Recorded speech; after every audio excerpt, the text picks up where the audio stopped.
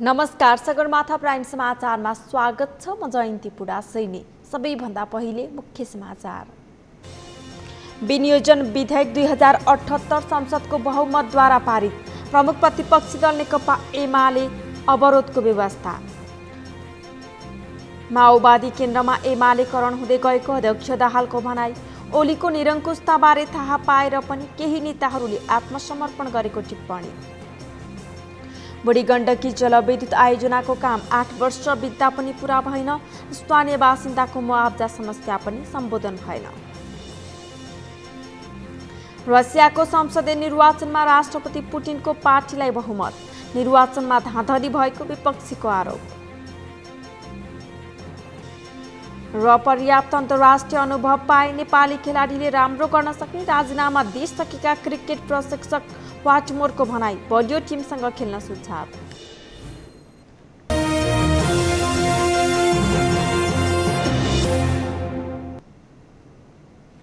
Sagarmatha prime समाचार अब विस्तारमा। नेकपा एमालेको अवरोधका बीच प्रतिनिधि सभाले विनियोजन विधेयक बहुमतले पारित गरेको छ। एमाले सांसदहरूको नाराबाजीका बीचमा अर्थमन्त्री जनार्दन शर्माले पेश गरेको विनियोजन विधेयक पारित भएको हो। केपी ओली नेतृत्वको सरकारले गत जेठ 15 गते अध्यादेश मार्फत ल्याएको बजेटलाई सरकारले भदौ 23 गते प्रतिस्थापन विधेयक पेश गरेको थियो। अमृतराज काफ्लेको रिपोर्ट।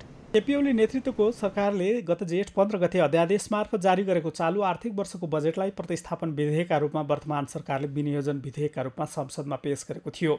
भदौ 23 गते वर्तमान सरकारले विनियोजन विधेयक पेश गरेको थियो। विधेयक पेश गर्ने संसद बैठक समेत एमाले अवरुद्ध गरेको थियो। सोमबार विनियोजन विधेयक पारित हुने संसद बैठक समेत एमाले अवरुद्ध गरेको छ। तर एमालेको अवरोधकै बीचमा सभामुख अग्नि सापकोटाले विधेयकमाथिको छलफल सुरु गराएका थिए। मान्य सदस्यहरू, प्रतिनिधि सभाको आजको बैठकको कारबाही प्रारम्भ हुन्छ।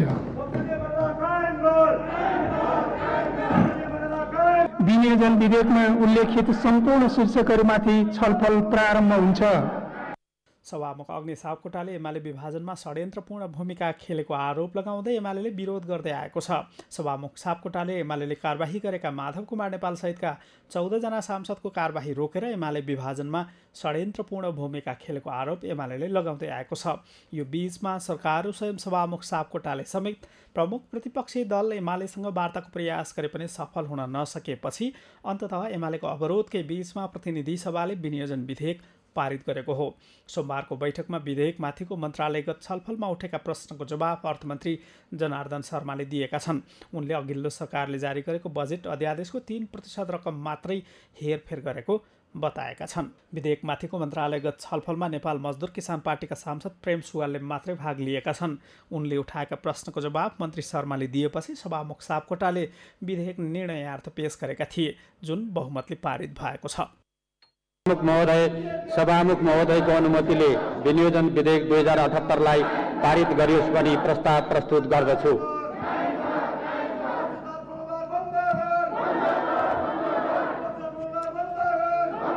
अब यो प्रस्तावलाई निर्णयार्थ प्रस्तुत गर्दछु।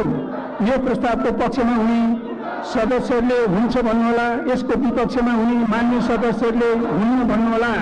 यो प्रस्तावको पक्षमा हुने मान्य सदस्यहरूले हुन्छ भन्नुहोस्, यसको विपक्षमा हुने मान्य सदस्यहरूले हुन्न भन्नुहोस्। हुन्छ भन्ने पक्षका मान्य सदस्यहरूको बहुमत भएकोले विनियोजन विधेयक 2078 बहुमतले पारित भएको घोषणा गर्दछु। एमाले संसद अवरोध जारी राखे पनि विनियोजन विधेयक पारित भएपछि आर्थिक विधेयक र राष्ट्र ऋण उठाउने विधेयक समेत संसदमा पेश भएका छन्, जुन विधेयकमाथि असोज 7 गते बस्ने बैठकमा छलफल गरेर पारित गर्ने सरकारको तयारी छ। सगरमाथा टेलिभिजनका लागि क्यामेरामा सुरेन्द्र राउतका साथमा अमृतराज काफ्ले, काठमाडौँ। संघीय संसदका दुवै सदनमा प्रमुख प्रतिपक्षी दल नेकपा एमालेको अवरोध निरन्तर जारी छ। प्रतिनिधि सभाका सभामुख अग्नि सापकोटाले आफूहरूप्रति भेदभावपूर्ण व्यवहार गरेको भन्दै एमाले सभामुखको राजीनामाको माग गर्दै संसदमा अवरोध गर्दै आएको हो। तर सरकार भने प्रतिपक्षसँग वार्ता र संवाद गरी राष्ट्रिय एकता कायम गर्ने विश्वासमा कायम छ। एक रिपोर्ट। सोमबारको प्रतिनिधि सभा बैठकपछि सञ्चारकर्मीसँगै बोल्दै अर्थमन्त्री शर्माले प्रतिनिधि सभा बैठकमा निरन्तर विरोध गरिरहेको प्रमुख प्रतिपक्षी दल नेकपा एमालेसँग वार्ता र संवाद गरिरहेको बताए। उनले प्रमुख प्रतिपक्षीलाई पनि वार्ता र संवाद मार्फत मिलाएर राष्ट्रिय एकता कायम गरेर जाने सरकारको नीति रहेको उल्लेख गरे। यसका निम्ति सभामुख र प्रधानमन्त्रीले पहल गरिरहेको उनले बताए। प्रतिपक्षसँग पुरै सौहार्दपूर्ण वातावरण बनाउने हो, निरन्तर वार्ता गर्ने हो। सर्वदलीय बैठक भएको यहाँहरूलाई थाहा छ, कानुन मन्त्रीले निरन्तर वार्ता गरेको यहाँहरूलाई थाहा छ। हामी वार्ता संवादलाई निरन्तरता पनि दिइरहेछौँ। बजेट अब यो लामो समयसम्म रोकिराख्यो भने सबै कुरा ठप हुने भएको हुनाले यसलाई सँगसँगै लैजानुपर्ने पनि हाम्रो बाध्यता छ। प्रतिपक्षलाई हामी मिलाएर वार्ता संवादबाट राष्ट्रिय एकता कायम गरेर सरकारको जाने सरकार नीति। कानुन, न्याय तथा संसदीय मामिला मन्त्री ज्ञानेन्द्र बहादुर कार्कीले संसदमा भएको अवरोधलाई हटाउन आफूले प्रमुख प्रतिपक्षी दलका नेताहरूसँग संवाद गरिरहेको बताए। सरकारलाई प्रभावकारी रूपले चलाउने कर्तव्य सरकार र प्रतिपक्षी दुवैको भएको भन्दै उनले एमालेबाट संसद खुलाउने भूमिकाको अपेक्षा गरेको बताए। म संसदीय मामला मन्त्री पनि भएको हुनाले संसदलाई सुचार गर्नका निमित्त मैले प्रमुख प्रतिपक्षी दलको नेतासँग संवाद गर्नु कर्तव्यभित्र पर्दछ र मैले संवाद गरिराखेको छु र मैले आशा लिएको थिएँ आज संसद चाहिँ सुचारू रूपले चल्ला भन्ने आशा लिएको थिएँ र म अहिले पनि आशावादी छु कि संसद सुचारू रूपले चल्नु पर्दछ र संसदलाई प्रभावकारी रूपले चलाउने कर्तव्य सरकार पक्ष र विपक्ष दुईटैको कर्तव्य हुनाले त्यो कर्तव्यमा हामी सरकारको तर्फबाट त्यो कर्तव्य जिम्मेवारीताका साथ वहन गरेको छ र एमाले जस्तो अनुभवी प्रतिपक्षीबाट पनि हामी त्यसै किसिमको भूमिकाको अपेक्षा गरेका छौँ। प्रमुख प्रतिपक्षी दल नेकपा एमालेका प्रमुख सचेतक विशाल भट्टराईले सभामुखको कार्यशैली र एमालेप्रतिको भेदभावका कारण आन्दोलित हुनु परेको बताए। सभामुखले न्याय नगरेसम्म संसदको अवरोध जारी रहने उनले बताए। संसदमा सत्ता पक्ष र सभामुखले निकास दिनुपर्ने भट्टराईको भनाइ छ। बजेटबारे प्रमुख प्रतिपक्षीसँग सामान्य संवाद पनि नगरी जबरजस्ती रूपमा ल्याइएको उनले बताए। साउन 3 गतेबाट 32 गतेसम्म 29 दिन संसद चल्न सक्थ्यो। त्यस बखतमा उहाँहरूले एउटा पनि एजेन्डा ल्याउनु भएन, एक दिन पनि संसद चलाउनु भएन, कुनै बिजनेस दिनु भएन। त्यस बेला चाहिँ तपाईँहरूले खोइ सरकारले बिजनेस ल्याएको भनेर प्रश्न गर्नु पर्थ्यो। आज एमाले 5 चोटि बन्द गर्ने बित्तिकै जनताका जम्मै आवाज बन्द भयो भनेर एमालेलाई दोष लाउनुको कुनै अर्थ छैन। जनताको प्रश्न सोधे हो हाम्रो भन्दा किन तपाईहरुले विरोध गरिराख्नु भएकै छ, सरकारले आफ्नो काम गरिरहेकै छ, तपाईको विरोध त प्रभावहीन हुँदै गयो नि। अब हैन, प्रभावहीन होइन। हामी के भने सांकेतिक रूपमा नेकपा एमालेले आफूमाथि भएको विभेद र सभामुख जस्तो एउटा जिम्मेवार व्यक्तिले गरेको गैर जिम्मेवार व्यवहारका विरुद्ध हामीले जे सांकेतिक रूपमा विरोध गरेका छौँ त्यो अनवरत जारी रहन्छ र उहाँले त्यो सच्याउनुपर्छ भन्ने हो। अब एउटा गरिमामय आसनमा बसेको व्यक्तिले लाक्षणिक विरोध र सांकेतिक विरोधको पनि अर्थ बुझ्नुपर्छ। सामान्यतया संसदमा प्रमुख प्रतिपक्षी दल उभिएपछि वा बेल घेराउ गर्न गइसकेपछि चाहिँ त्यस्तो अवस्थामा संसदलाई कसरी मर्यादित गर्नुपर्छ भन्ने कुरा चाहिँ संसदीय व्यवस्थाका दुनियाँका अभ्यासहरू खोजेर सभामुखज्यूले त्यो बाटोमा जानुभयो भने मलाई लाग्छ प्रमुख प्रतिपक्षी दललाई कसरी सम्बोधन गर्नुपर्छ भन्ने उहाँले ठुलो अथाह ज्ञान त्यहाँबाट प्राप्त गर्नुहुन्छ। प्रतिनिधि सभा बैठकपछि सञ्चारकर्मीहरूको जिज्ञासाको जवाफ दिँदै जनता समाजवादी पार्टीका अध्यक्ष उपेन्द्र यादवले दल विभाजन सम्बन्धी अध्यादेश खारेज गरेर मात्रै मन्त्री परिषदको विस्तार हुने बताए। दल विभाजन सम्बन्धी अध्यादेशले दलहरूलाई अस्थिर बनाउने, विभाजन गर्ने तथा विकृति फैलाउने भन्दै यसको खारिज गर्नुपर्ने बताएका हुन्। हालसम्म मन्त्रालयको बाँडफाँड पनि नभएको उनले जानकारी दिए। पहिलो कुरा सरकारलाई पूर्णता दिनका लागि मन्त्रालयको बाँडफाँड हुनुपर्छ, त्यो भइसकेको छैन। दोस्रो चाहिँ के भने यो दल सम्बन्धी ल्याएको अध्यादेश यो खारेज हुन्छ र त्यो खारेज हुने बित्तिकै मन्त्रालयको मन्त्री परिषदको विस्तार हुन्छ र सरकारले पूर्णता पाउँछ। र अब हामी यसलाई चाँडै गरौँ, ढिलो भइसक्यो अब होइन। यो चाहिँ के छ, डरले भन्दा पनि के हो भने यो गलत चिज हो। सञ्चारकर्मीहरूको जिज्ञासाको जवाफ दिँदै स्वास्थ्य तथा जनसङ्ख्या राज्यमन्त्री उमेश श्रेष्ठले 44 लाख कोरोना विरुद्धको खोप आइसकेको भन्दै अब 10 दिन खोप वितरण गर्ने सरकारको योजना रहेको बताए। उनले खोप लगाउन छुटेका विभिन्न क्षेत्रका 18 वर्षमाथिका उमेर समूहलाई खोपको व्यवस्था गरिने बताए। 44 लाख खोप अहिले आइसकेको छ। जम्मा अहिलेसम्म चाहिँ 77 लाख खोप आएको छ।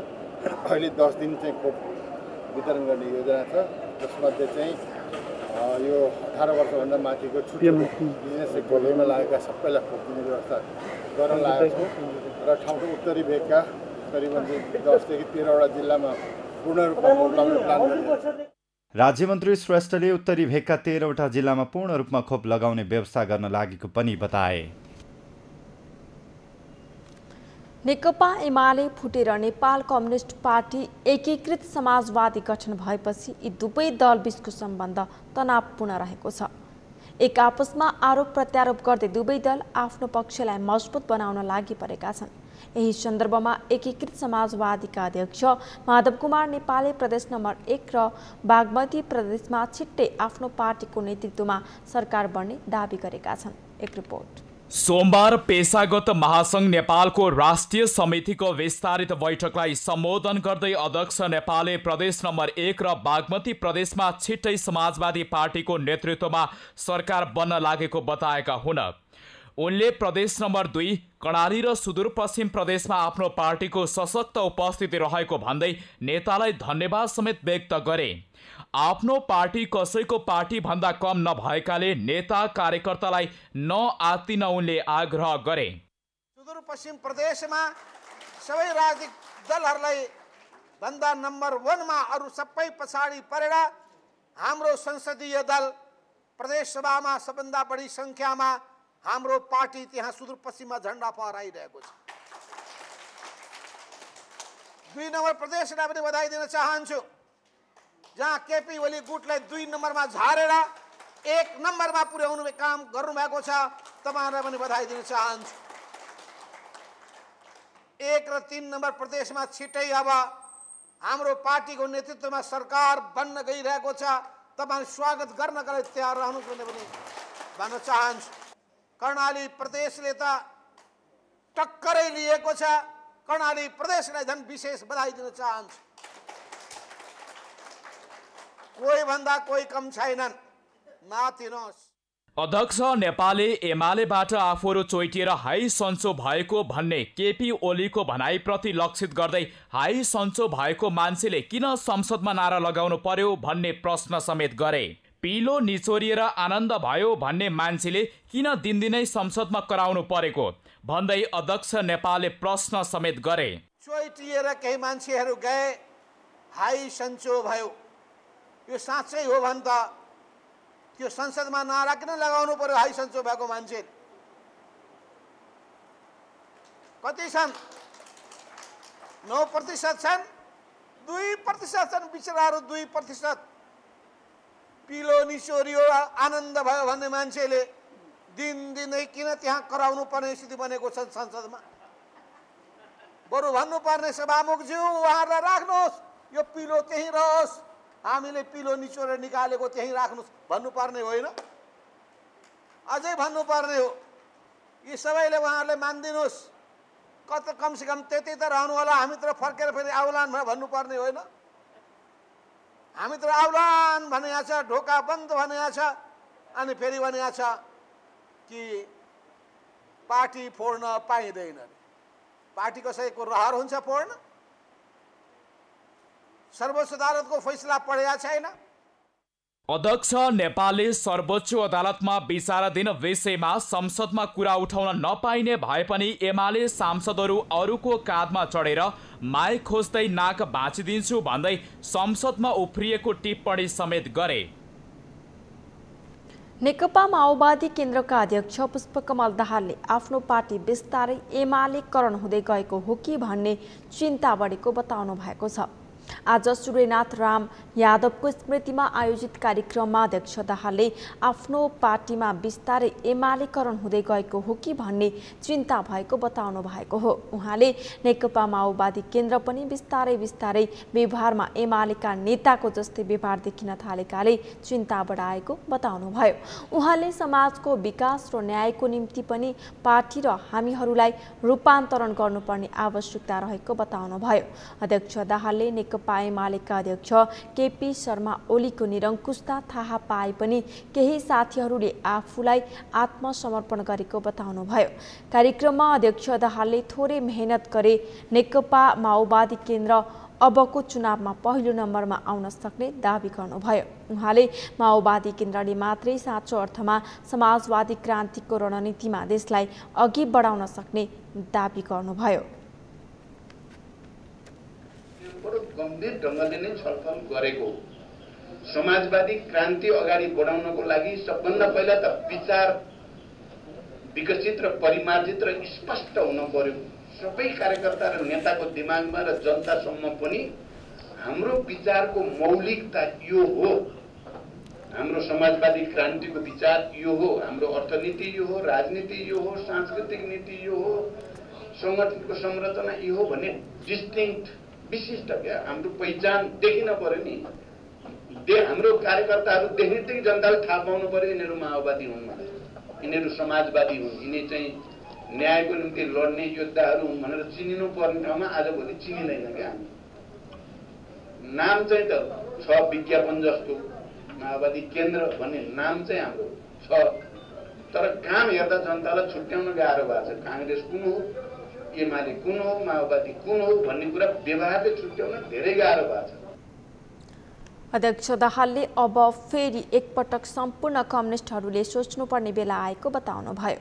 उहाँले कम्युनिस्टहरूले नेतृत्व नगरी अरूले बिगार्ने मात्रै देखिएको भन्दै सबै कम्युनिस्टहरूले आँखा चिम्लेर भए पनि देश र जनताको लागि सोच्नुपर्ने बताउनुभयो।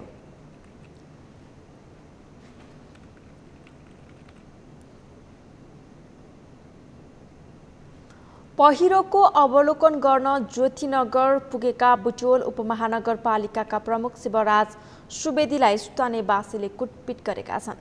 पहिरोग्रस्त क्षेत्र बुटवल 3 को ज्योतिनगरमा अवलोकन गर्न गएका मेयर सुवेदीलाई आक्रोशित पीडित स्थानीय युवाले मुक्का प्रहार गरेका हुन्। पुष्कर खतिवडाको रिपोर्ट।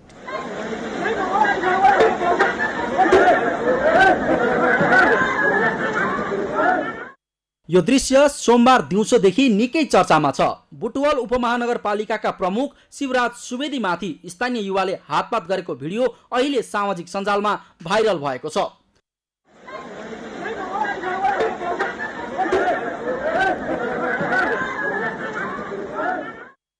बुटवल 3 ज्योतिनगरमा गएको पहिरोको अवलोकनका लागि पुगेका सुवेदीमाथि स्थानीय एक युवाले मुक्का प्रहार गरेका हुन्। गत भदौ 13 गते बिहान उक्त स्थानमा पहिरो जाँदा झण्डै 1 दर्जन घर पहिरोले पुरिएको थियो भने 50 भन्दा बढी घर परिवार विस्थापित भएका छन्। पहिरो गएको लामो समयसम्म पनि सरकारले विस्थापितलाई बेवास्ता गरेको भन्दै आक्रोशित स्थानीय पीडित युवाले सोमबार बिहान पहिरो अवलोकनका लागि पुगेका मेयर सुवेदीमाथि 81 आक्रमण गरेका थिए।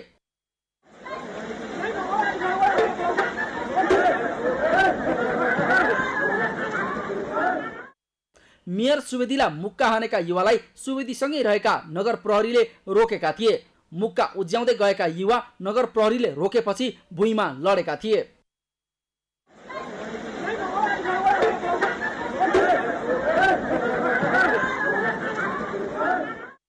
अवलोकनका लागि पुगेका मेयर सुवेदी स्थानीय आक्रोशित भएपछि फर्किएका छन्। स्थानीयले 1 महिनासम्म पनि स्थानीय सरकारले नहेरेको भन्दै आक्रोश पोखेका थिए। सोमबार बिहानैदेखि बुटवल तथा आसपासको क्षेत्रमा पानी परिरहेकाले पहिरोले थप क्षति पुर्याउन सक्ने भन्दै मेयर सुवेदी सहितको टोली पहिरोग्रस्त क्षेत्रमा पुगेको थियो। स्थानीयले मेयरमाथि गरेको हातपातबारे अनुसन्धान भइरहेको इलाका प्रहरी कार्यालय बुटवलले जानकारी दिएको छ।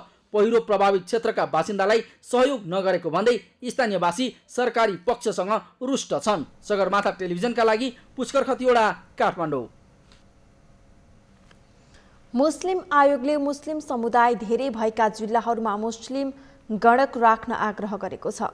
मुस्लिम आयोग र केन्द्रीय तथ्याङ्क विभागबीच आज ललितपुरमा भएको छलफलमा आयोगले मुस्लिम समुदाय धेरै भएका जिल्लाहरूमा मुस्लिम गणक राख्न आग्रह गरेको हो।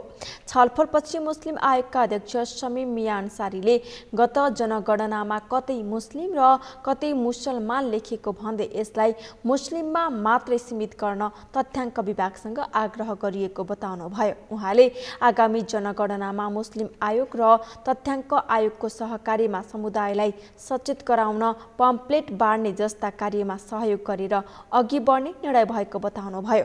अध्यक्ष अन्सारीले मुस्लिम आयोगले प्रत्येक जिल्लामा एउटा समिति बनाउने र त्यो समितिसँग तथ्याङ्क विभागको टिमबीच सहकार्य गरेर घर दैलोमा जाने बताउनुभयो। तथ्याङ्क विभागका जुन टिम खर्च त्यो टिमबीच चाहिँ सहकार्य गरेर समन्वय गरेर चाहिँ घर दैलोमा चाहिँ जाने, त्यसले चाहिँ तथ्याङ्क विभागलाई पनि सहयोग पुग्छ र मुस्लिम समुदायलाई पनि ठुलो चाहिँ सफलता त्यसले पाउँछ। किनभने कतिपय कुराहरू चाहिँ कन्फ्युजन कुरा हुन्छन् जुन चाहिँ अब मुस्लिम समुदायभित्र पनि अब उपनाम भनौँ अथवा जुन थर भनौँ मिक्स म्याच जस्तो चाहिँ देखिन्छ। जस्तो चाहिँ अब नन मुस्लिममा पनि त्यो चाहिँ कहिलेकाहीँ अब झल्किन्छ। जस्तो चाहिँ अब राई छ होइन, यस्तो चाहिँ अब विभिन्न चाहिँ उपनामले त्यसले चाहिँ कन्फ्युजन नहोस् भनेर चाहिँ मुस्लिम नै त्यसमा चाहिँ तथ्याङ्क विभागको टिमसँग भयो भने यसले चाहिँ ठुलो चाहिँ सफलता चाहिँ पाउँछ भन्ने कुरामा हामीले। अध्यक्ष अन्सारीले अघिल्लो जनगणनामा अधिकांश विदेशीयका मुस्लिम युवाहरू छुटेको भन्दै यसपटकको जनगणनामा नछुटाउन आग्रह गरिएको पनि जानकारी दिनुभयो। छलफलमा तथ्याङ्क विभागका तर्फबाट उपमहानिर्देशक हेमराज गिरी उपस्थित हुनुभएको थियो।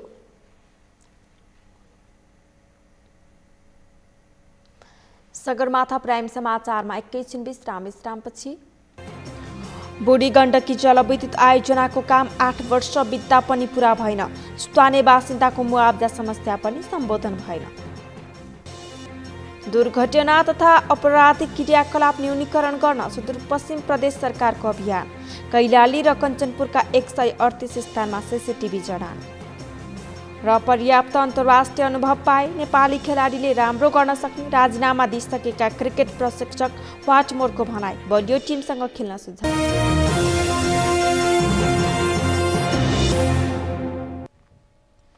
विश्रामपछि पुनः स्वागत छ। अब बाँकी समाचार। बुढी गण्डकी जलविद्युत आयोजनाको काम 8 वर्ष बितिसक्दा पनि सम्पन्न हुन सकेको छैन। आयोजनाले स्थानीय बासिन्दाका मागको पनि व्यवस्था गरेको छ।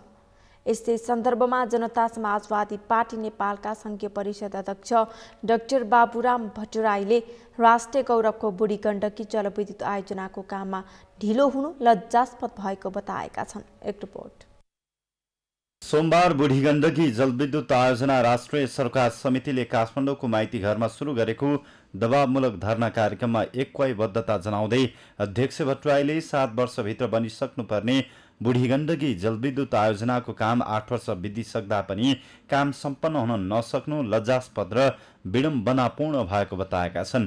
उनले आफू प्रधानमन्त्री हुँदा बुढी गण्डकी आयोजनालाई राष्ट्रिय गौरवको आयोजनामा पारी बुढी गण्डकी विकास समिति बनाएर अन्तर्राष्ट्रिय संस्था मार्फत डीपीआर बनाउने र यसको विस्तृत परियोजना अनुरूप कार्यान्वयन गर्ने प्रक्रिया र मुआब्जा वितरण गर्ने प्रक्रिया सुरु भएको भए पनि बिचौलियाका कारण हालसम्म काम सम्पन्न नहुनु दुःखद भएको बताए। सो ठाउँका जनताले उठाएको मुआब्जा लगायतको समस्या समाधान गर्न उनले सरकारसँग माग गरे। अहिले नेपाल सरकारसँग म आग्रह पनि गर्न चाहन्छु, हाम्रो पार्टीले समेत समर्थन गरेको, हामी पनि सहभागी बन्ने प्रक्रियामा रहेको सरकार हुनुको नाताले म हाम्रा साथीहरूलाई आग्रह गर्न चाहन्छु, हामीले फेरि केपी ओलीकै जस्तो गैर जिम्मेवारपूर्ण तरिका भन्ने एउटा गर्ने अर्को तरिका अपनाउनु हुँदैन। जनताले जुन आवाज उठाएका छन्, जायज माग उठाएका छन्, यी मागहरू छिटो सम्बोधन गरियोस् र जो धरनामा बस्नुभएका सरकार समितिका साथीहरू र त्यहाँका विस्थापनमा परेका पीडित जो जनता हुनुहुन्छ उहाँहरूसँग वार्ता गरेर उहाँहरूका जायज माग छिटो पुरा गरियोस्। बुढी गण्डकी जलविद्युत आयोजना राष्ट्रिय सरोकार समितिले आयोजना प्रभावितहरूले राखेका विभिन्न मागहरू पूरा गर्न सरकार जिम्मेवार नभएको भन्दै आजदेखि काठमाडौँ स्थित माइतीघर मण्डलामा दबावमूलक धरना सुरु गरेका छन्। धरना एक हप्तासम्म चल्ने सरकार समितिका संयोजक हरिराम ढकालले जानकारी दिए। आयोजना प्रभावित बुढीगण्डकी डुबान क्षेत्रको व्यक्तिगत जग्गाको मुआब्जा मात्र दिएको, तर जग्गामा बनेको घर, संरचना, फलफूलका बोट बिरुवाको मुआब्जा निर्धारणसम्म नगरेको भन्दै समितिले घर, गोठ, संरचना र बोट बिरुवाको यथार्थ लागत सङ्कलन गर्न, तत्काल मूल्य निर्धारण गरी वितरण गर्न र घर, गोठ लगायतका भौतिक संरचनाको मुआब्जामा रासकट्टी नगर्न सरकारसँग माग गरेका छन्। त्यस्तै घडेरी वा सहायक मोटर बाटोले छोएको जग्गाको मुआब्जा जिल्ला मुआब्जा समितिले तोकेकै बराबर प्रति रोपनी 7,73,000 रुपियाँ दिनुपर्ने, दर्ता छुट भएको जग्गालाई भोग चलनको आधारमा मुआब्जा वितरण गर्नुपर्ने, सुकुम्बासी र ऐलानी जग्गामा बसोबास गर्नेलाई मन्त्री परिषदको निर्णय अनुसार मापदण्ड बनाएर तत्काल मुआब्जा वितरण गर्नुपर्ने माग गरिएको छ। बुढीगण्डकी जलविद्युत आयोजना राष्ट्रिय सरोकार समितिका संयोजक हरिराम ढकालले सरकारले बुढीगण्डकी आयोजना छिटोभन्दा छिटो बनाउनु पर्ने र आफूहरूको माग पूरा गरे छिटोभन्दा छिटो आयोजना बनाऊ र हाम्रा मागहरू पनि हिजो राज्यसँग जे सहमति भएका छन् त्यही मागहरू पुरा गर। हामीलाई त्योभन्दा अरू बिल्कुलै केही नयाँ चाहिएको छैन। त्यसमा केही थोरै बहुत संशोधन होला, त्यो बाहेक हामीले केही पनि खोजेका छैनौँ। हाम्रो भनेको हामीसँग हिजो भएका सम्पूर्ण मागहरू, हामीलाई आयोजनाले गरेका सम्झौताहरू कार्यान्वयन हुनु पर्यो। आयोजनाले भन्दा पनि मुआब्जा समितिले गरेको, मन्त्रालयले गरेको, ऊर्जा मन्त्री स्तरीय निर्णय, त्यो जति पनि छ त्यो भित्रको निर्णयहरू कार्यान्वयन हुनु पर्यो र यो देशकै सबैभन्दा ठुलो जलाशययुक्त आयोजना जुन छ यो छिटोभन्दा छिटो निर्माण गरेर नेपालमा एलपिजी ग्यासलाई विस्थापित गर्नु पर्यो। अहिले भारतबाट यो वर्ष पनि 21-22 अर्बको बिजुली आइरहेको छ, त्यो चिजलाई नि गर्नु पर्यो र हिजो बुढीगण्डकी जसरी बहुउद्देश्य आयोजना बनाउने भनिएको थियो त्यो हिसाबको गराएर दक्षिण एसियाकै एउटा पर्यटन, टुरिज्म र देशको महत्त्वपूर्ण विकासको परियोजना यो हो, यो करिडोर हो भनेर राज्यले यसलाई सुनिश्चित गर्नु पर्यो। यदि यो गर्दैन भने हामी निरन्तर दबाब धर्ना गरेर हाम्रो मागहरू पुरा नभएसम्म, आयोजनाको निर्माण सुरु नभएसम्म हामी यसरी नै दबाब दिइरहनेछौँ। मुआब्जा निर्धारण समितिको निर्णय अनुसार 5 रोपनीभन्दा कम जग्गा हुनेलाई मुआब्जामा 15% र 10 रोपनीभन्दा कम जग्गा हुनेलाई मुआब्जामा 10% थप रकम दिनुपर्ने पनि आयोजना प्रभावितहरूको माग रहेको छ। त्यसैगरी आयोजना प्रभावितलाई पुनर्वास तथा पुनर्स्थापनाको ग्यारेन्टी गरिनुपर्ने र डुबान क्षेत्रका बासिन्दाहरूलाई हाल बसोबास गरिरहेकै वडामा पुनर्वासका लागि पाइक पर्ने स्थानमा जग्गा रोक्का गरिनुपर्ने पनि बुढीगण्डकी आयोजना प्रभावितहरूको माग छ। सोमबारदेखि कोरोना विरुद्धको खोप भेरोसिलको दोस्रो मात्रा खोप लगाउन सुरु भएको छ। यसअघि भेरोसिलको पहिलो मात्रा लगाएर 21 दिन पूरा भएकाहरूलाई दोस्रो डोज खोप लगाउन थालिएको हो। सोमबारदेखि 3 दिनसम्म दोस्रो मात्रा लगाइसकेपछि खोप लगाउन छुटेका अन्यलाई पहिलो मात्रा लगाइनेछ। शान्ता दनुवारको रिपोर्ट। पहिलो डोज लगाएर 21 दिन पूरा भएकाहरूलाई कोरोना विरुद्धको चिनिया खोप भेरोसिलको दोस्रो डोज लगाउन सोमबारदेखि सुरु गरिएको छ। काठमाडौँ उपत्यका लगायतका जिल्लामा खोपको दोस्रो डोज लगाउन सुरु भएको हो। 3 दिनसम्म भेरोसिलको दोस्रो डोज लगाइने तथा त्यसपछि असोज 14 गतेसम्म खोप लगाउन छुटेका 18 वर्षभन्दा माथिका नागरिकलाई पहिलो डोज खोप लगाइने स्वास्थ्य तथा जनसङ्ख्या मन्त्रालयले जनाएको छ। खोप लगाउने काठमाडौँका खोप केन्द्रहरूमा सर्वसाधारणको भिड लागेको छ। खोप लगाउनका लागि बिहान 10 बजेदेखि बेलुका 4 बजेसम्मको समय सीमा तोकिएको छ। भ्याक्सिनको लागि चाहिँ अहिले हामीले चाहिँ तत्कालको लागि चाहिँ क्युआर कोडको लागि अनिवार्य गरिएको छ भदौ 1 गतेबाट र त्यसको भ्याक्सिन कार्ड भयो। त्यसपछि नेपाल सरकारले तोकेको चाहिँ एउटा परिचय पत्रसहित भ्याक्सिन सेन्टरमा आउनुपर्ने हुन्छ। भ्याक्सिन चाहिँ हाम्रो काठमाडौँमा चाहिँ तपाईँको अहिले चाहिँ 7वटा सेन्टरहरू तोकिएको छ अहिले तत्कालको लागि र त्यो सेन्टरहरूमा चाहिँ तपाईँको 10 बजेदेखि चाहिँ हामीले 4 बजेसम्म चाहिँ नियमित रूपमा भ्याक्सिनेसन प्रोग्रामहरू सञ्चालन गरिरहेको छौँ। 3 दिनसम्म लगाइने भेरोसिलको दोस्रो डोज खोप लगाउन लाइनमा बसेका सर्वसाधारणले कोरोना विरुद्धको खोप लगाउन पाउँदा खुसी व्यक्त गरेका छन्। अघिल्लोचोटि चाहिँ मैले 47 दिन अगाडि खोप लगाएको थिएँ र यो दोस्रो मात्र अघिल्लोचोटि चाहिँ निकै लाइन थियो, निकै भिडभाड थियो।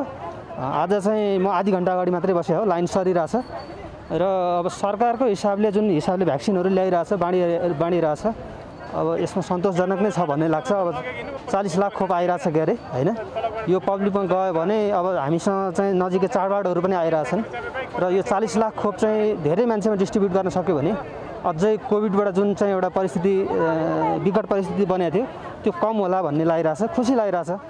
ठिकै छ, सहजै लाउन पाइयो, त्यसमा सरकारलाई धन्यवाद छ। तडपिराखेका थियौँ लाउन नपाएर है, कति आफन्त पनि गुमायौँ हामीले। अब जे होस् बाँचिन्छ भन्ने आश छ। त्यही भन्न पर्यो होइन। हस् थ्याङ्क यू। हजुर सरकारले उपलब्ध गराएको छ यो सेकेन्ड डोज हान्न बसिरहेछौँ हामी लाइनमा, खुसी नै छु जे होस्। लाइनमा त सहजै छ अहिले, पहिला जस्तो त्यस्तो धेरै टाइम पनि लाइन बस्नु पर्दैन, 10-15 मिनट 15-20 मिनट भयो आएर बसेको लाइनमा। मन्त्रालयले सार्वजनिक गरेको खोप अभियान अनुसार हिमाली जिल्लाहरू ताप्लेजुङ, सङ्खुवासभा, सोलुखुम्बु, रसुवा, जुम्ला, मुगु, हुम्ला, डोल्पा, बाजुरा र दार्चुलाका 18 वर्ष माथिका खोप लगाउन बाँकी सबैलाई यो खोपको पहिलो मात्रा दिइनेछ। यसै अभियान अन्तर्गत 1 महिना अघि भेरोसेलको पहिलो मात्रा लगाएकाहरूले दोस्रो मात्रा समेत लगाउन पाइने मन्त्रालयले जनाएको छ।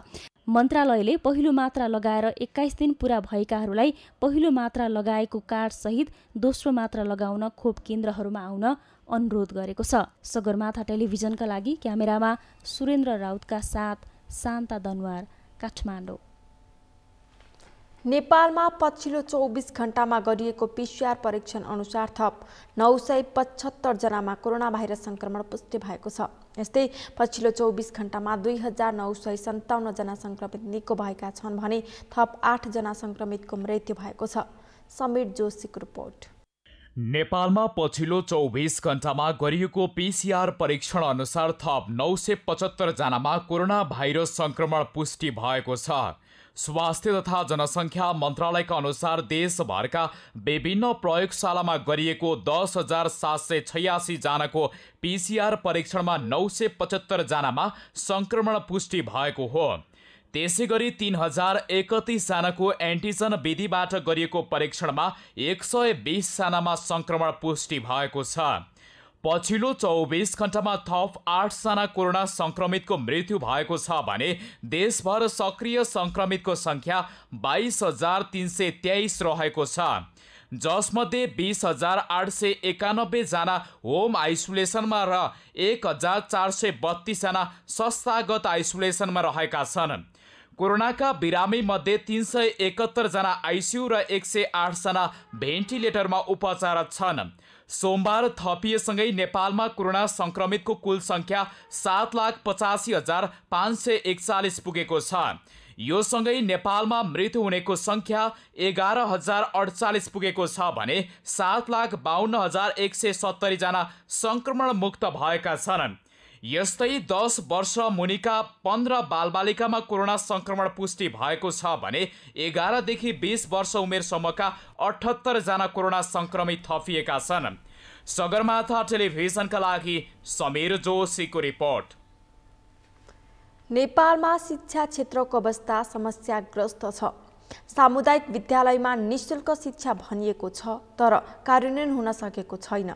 विद्यालयहरू स्थानीय तहलाई जिम्मा लगाएर सङ्घीय सरकार तर्किएपछि समस्या उत्पन्न भएको सरकारवालाले आरोप लगाउँदै आएका छन्।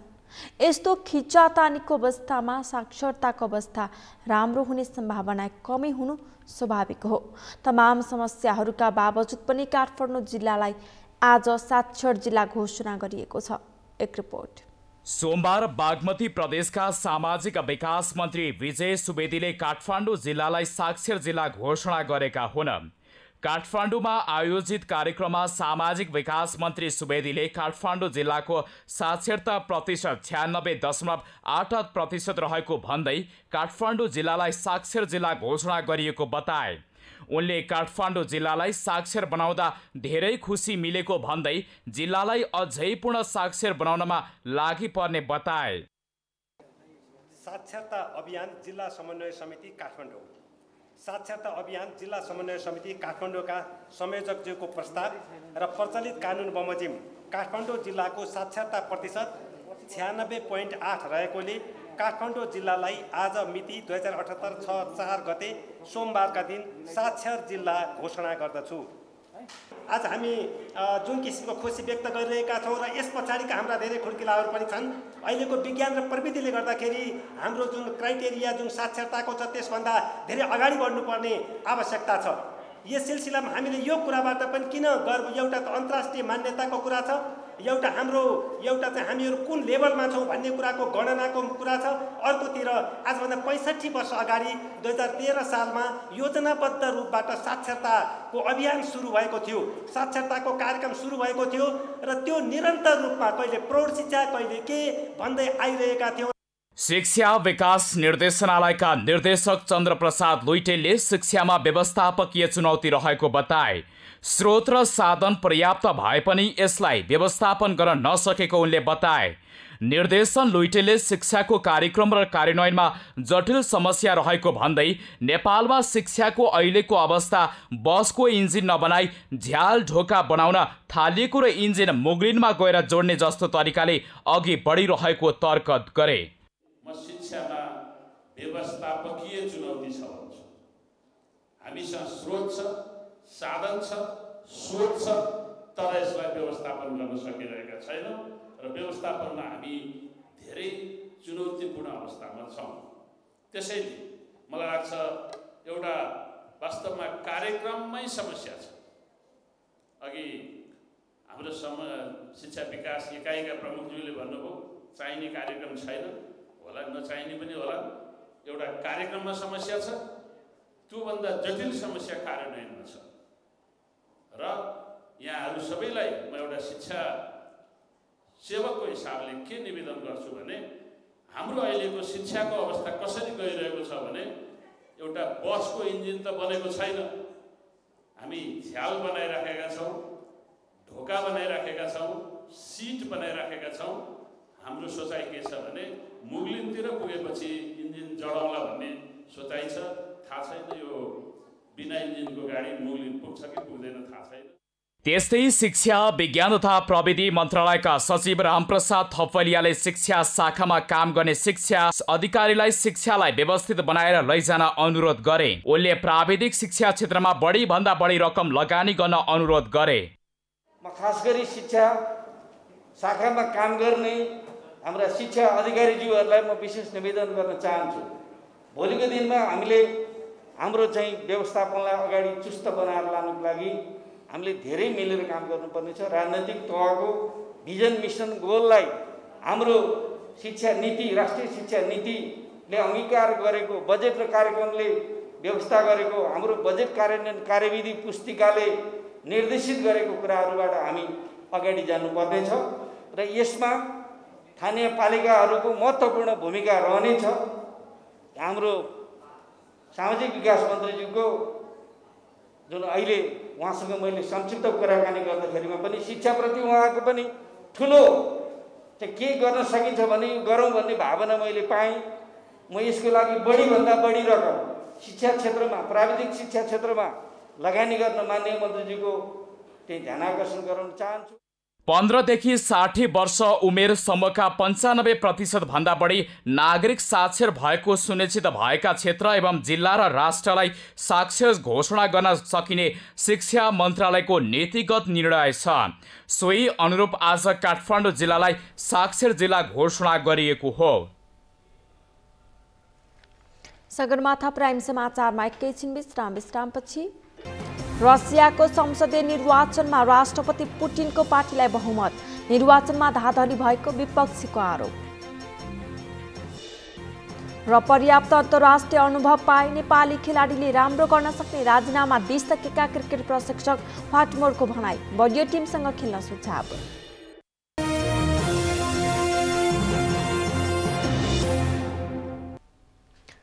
अब पालो अर्थ समाचारको। अर्थ समाचारका प्रायोजक हो आफ्नो विश्वास हो त्रिशक्ति सिमेन्ट।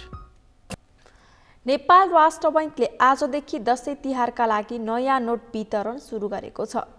राष्ट्र बैंकको केन्द्रीय प्रादेशिक र अन्य कार्यालयसँगै इजाजत पत्र बैंक तथा वित्तीय संस्थाले नयाँ नोट साट्न वितरण गर्न थालेका छन्। यसपटकको दशैंमा सर्वसाधारणले प्रति व्यक्ति 18,500 रुपैयाँसम्मका नयाँ नोट साट्न पाउनेछन्। यो सँगै हामी सगरमाथा प्राइम समाचारको अन्त्यमा छौं। अन्त्यमा मुख्य समाचार फेरि एकपटक। विनियोजन विधेयक 2078 संसदको बहुमतद्वारा पारित, प्रमुख प्रतिपक्षी दल नेकपा एमालेको अवरोधको व्यवस्था। माओवादी केन्द्रमा एमालेकरण हुँदै गएको अध्यक्ष दाहालको भनाई, ओलीको निरङ्कुशताबारे थाहा पाएर पनि केही नेताले आत्मसमर्पण गरेको टिप्पणी। बुढी गण्डकी जलविद्युत आयोजनाको काम 8 वर्ष बित्दा पनि पूरा भएन, स्थानीय बासिन्दाको मुआब्जा समस्या पनि सम्बोधन भएन। रसियाको संसदीय निर्वाचनमा राष्ट्रपति पुटिनको पार्टीलाई बहुमत, निर्वाचनमा धाँधली भएको विपक्षीको आरोप। र पर्याप्त अन्तर्राष्ट्रिय अनुभव पाए नेपाली खेलाडीले राम्रो गर्न सक्ने राजीनामा दिइसकेका क्रिकेट प्रशिक्षक फाटमोरको भनाई, बलियो टिमसँग खेल्न सुझाव। हौस् त सगरमाथा प्राइम समाचार अहिलेलाई सकियो। तपाईँ समाचार बुलेटिनका साथै सगरमाथा टेलिभिजनका सम्पूर्ण कार्यक्रम www.sagarmatha.tv मा पनि पढ्न र हेर्न सक्नुहुनेछ। साथै युट्युबमा youtube.com/sagarmatha.tv नेपालमा हेर्न सक्नुहुनेछ। तपाईँ हामीलाई फेसबुकमा पनि facebook.com/stv नेपालमा फलो गर्न सक्नुहुनेछ। समाचारको शिखर, नेपालको गौरव, नेपालको पहिलो न्युज च्यानल सगरमाथा टेलिभिजन हेर्दै गर्नुहोला। नमस्कार।